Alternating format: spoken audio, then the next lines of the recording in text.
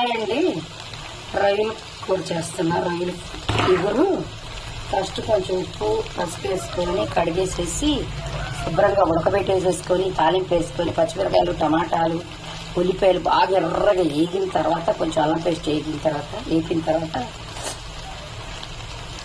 తర్వాత ఈ రొయ్యలు అందులో వేసి బాగా వేపి దగ్గర నీరంతా పోయినాక కొంచెం చెక్క లవంగా పొడి మసాలా అవి కూడా వేసేసిన తర్వాత ఇప్పుడు దించబోయేటప్పుడు కొంచెం కారం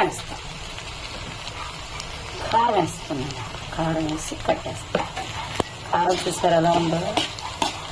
ఓన్లీ ఇది నీ చికెన్కి చేపల్లోకి వాటిలో అన్నమాట స్పెషల్ కారం. ఇది కూరలోకి వెజిటబుల్లో వేరే, నాన్ వెజ్లోకి వేరే కూర. అది కారం సూపర్ ఉంది చూసారా. రొయ్యలు ఇగురు